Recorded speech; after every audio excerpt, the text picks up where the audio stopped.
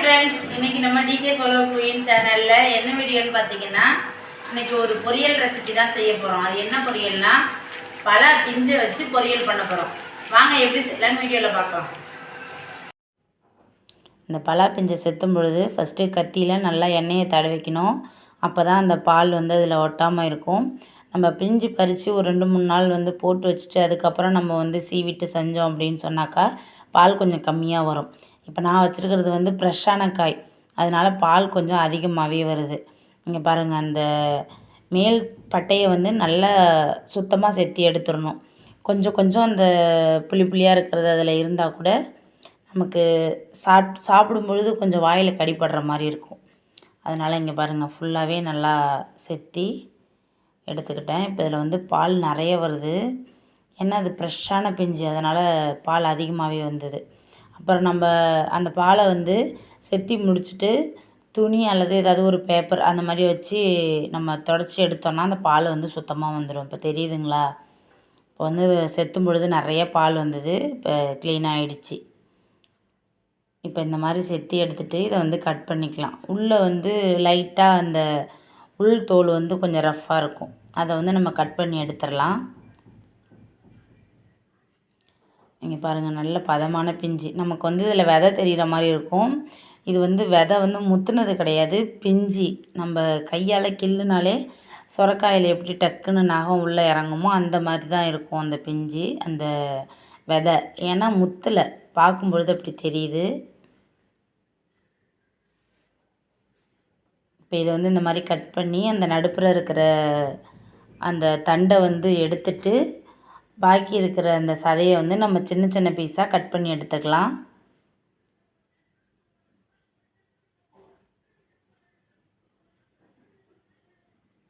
இங்கே பாருங்கள், இது நம்ம போடக்கூடாது. இது போட்டோன்னாக்கா டேஸ்ட்டாக இருக்காது. இன்னொன்று இது ஒரு மாதிரி ஹார்டாக இருக்கிற மாதிரி இருக்கும். நம்ம இதை கட் பண்ணி எடுத்துட்டு அந்த பாக்கி இருக்கிற சதையை தான் நம்ம சமைக்கிறதுக்கு வச்சுக்கணும்.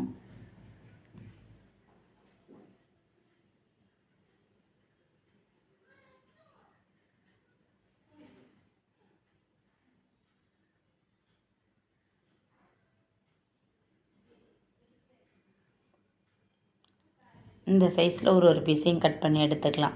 நம்ம இந்த சைஸ், இதை விட இன்னும் கொஞ்சம் சின்னதாக வேணாலுமே கட் பண்ணி எடுத்துக்கலாம். சீக்கிரமாகவே வெந்துடும்.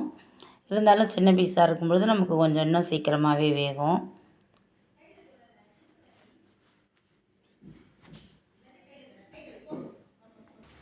இப்போ நம்ம பலாக்காயை பட்டையெல்லாம் செத்திட்டு சின்ன சின்ன பீஸாக கட் பண்ணி இப்போ எடுத்து வச்சுருக்கோங்க. பாருங்கள், சின்ன சின்ன பீஸாக கட் பண்ணி எடுத்து வச்சுருக்கேன். இப்போ இதை தண்ணியில் போட்டு ஒரு டைம் நம்ம கழுவிட்டு அதுக்கப்புறமா நம்ம வேக வச்சுக்கலாம். இப்போ இந்த பலா பிஞ்சை நம்ம நல்லா அலசிட்டு தண்ணியில் அதுக்கப்புறமா இதை வேக வைக்கணும். இப்போ நான் தண்ணியில் போட்டு அலசிக்கிறேன். என் சின்ன சின்ன பீஸாக தான் கட் பண்ணி வேக வச்சா நமக்கு கொஞ்சம் சீக்கிரமாகவே வேகும். அதனால் நான் இன்னுமே சின்ன பீஸாக கொஞ்சம் கட் பண்ணேன் அதுக்கப்புறமும் கூட. இப்போ இந்த பலா பிஞ்சை வச்சு பலா பிஞ்சு பொரியல் பண்ணலாம், கூட்டு பண்ணலாம், 65 பண்ணலாம், பிரியாணி பண்ணலாம். இதில் நிறைய வெரைட்டி இருக்குது. எல்லாமே டேஸ்ட்டாகவும் இருக்கும். இப்போ நான் வாணலியில் தண்ணி வச்சு தான் வேக வச்சுக்கிட்டேன்.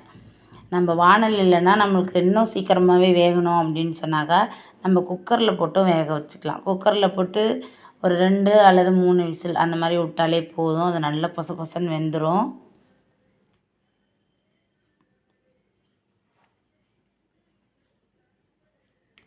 இப்போ இந்த பலா பிஞ்சு வேக வைக்கிறதுக்கு கொஞ்சமாக மஞ்சத்தூள் சேர்த்துக்கிறேன்.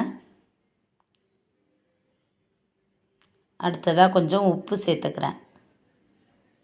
நம்ம வேக வைக்கும்பொழுதே இது ரெண்டையும் சேர்த்துட்டோம் அப்படின்னு சொன்னால் நல்லாயிருக்கும். இதில் கொஞ்சம் எண்ணெய் கூட விட்டு நம்ம வேக வச்சுக்கலாம். நான் விடலை.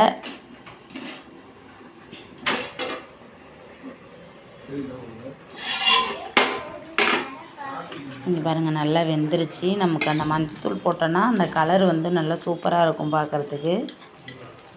பாருங்கள், காய் வெந்துருச்சு. காய் வெந்துருச்சுங்க பாருங்கள். ஹீட்டாக இருந்ததுனால என்னால் தொட்டு எடுக்க முடியல. ஆனால் நான் கரண்டியால் கொஞ்சம் அழுத்தி பார்த்தேன் வானலில் இருக்கும்பொழுது. நல்லா சூப்பராகவே வெந்துருச்சு. இப்போ இதை வந்து நம்ம தண்ணி இல்லாமல் வடிகட்டி எடுத்துக்கலாம்.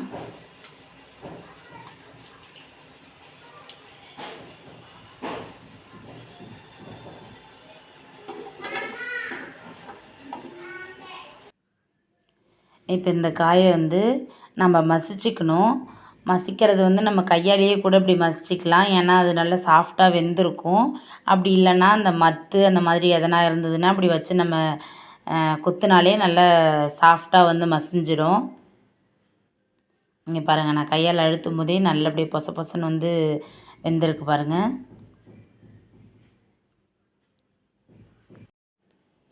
அடுத்ததாக நம்ம வந்து பொரியல் பண்ணுறதுக்கு பச்சை மிளகாய் கீறி வச்சுருக்கேன், வெங்காயம், கொஞ்சம் பூண்டு தட்டி வச்சுருக்கேன், காஞ்ச மிளகாய், கருவேப்பிலை, நம்ம மசித்து வச்ச பலாக்காய் வந்து இதாக இருக்குது பாருங்கள். ரொம்ப சூப்பராக பார்க்கும்பொழுதே அழகாக இருக்குல்ல. இப்போ வந்து எல்லா பொருளுமே வந்து ரெடியாக இருக்குது. நம்ம பலா பிஞ்சும் தயாராக இருக்குது. இப்போ நம்ம பொரியல் பண்ண ஆரம்பிச்சுக்கலாம்.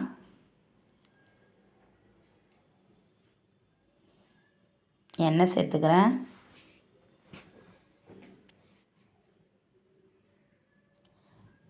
அடுத்ததாக தாளிப்புக்கு கடுகு,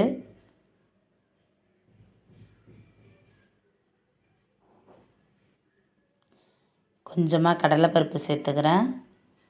அடுத்ததாக காஞ்ச மிளகாய், பச்சை மிளகாய் கீறினது கொஞ்சம் சேர்த்துக்கிறேன். கருவேப்பிலை கொஞ்சம் சேர்த்துக்கலாம். அடுத்ததாக தட்டி வச்ச பூண்டு, சின்ன வெங்காயம்.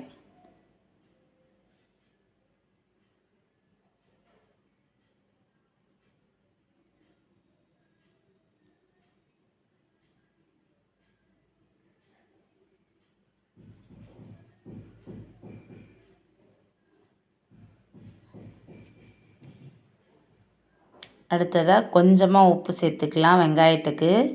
ஏன்னா நம்ம வந்து காய் வேக வைக்கிறதுக்கு காய்க்கு தேவையான உப்பு வந்து சேர்த்துட்டோம்.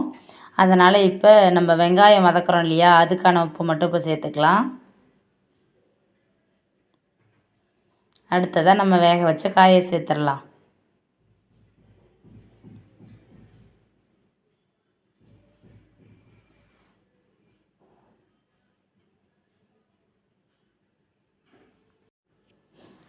இப்போ நம்ம வந்து காய் வந்து வேக வச்சு தான் சேர்த்துருக்கோம். இப்போ வெங்காயத்தையும் வந்து நல்லா எண்ணெயிலேயே வதக்கியாச்சு. இப்போ நம்ம ஃபுல்லாக நல்லா கிளறி விட்டுக்கலாம். இது எல்லாம் வந்து ஒன்றா மிக்ஸ் ஆகிறதுக்கு தான் நம்ம கிளறோம். ஏன்னா காய் வந்து ஆல்ரெடி வெந்துருச்சு. அடுத்ததாக கொஞ்சமாக கரம் மசாலா மட்டும் சேர்த்துக்கிறேன். வேறு இதுக்கு மிளகாய்த்தூள் எதுவுமே கிடையாது. பச்சை மிளகாய், காஞ்ச மிளகாய் காரம்தான். கொஞ்சமாக கரம் மசாலா சேர்த்து நல்லா மிக்ஸ் பண்ணி விட்டுடலாம். இப்போ வந்து நல்லா மிக்ஸ் பண்ணியாச்சு. சூப்பரான சுவையான பலாக்காய் பொரியல் வந்து ரெடி ஆகிடுச்சு. இப்போ பொரியல் வந்து டேஸ்ட் எப்படி இருக்குன்னு சாப்பிட்டு பார்க்கலாம்.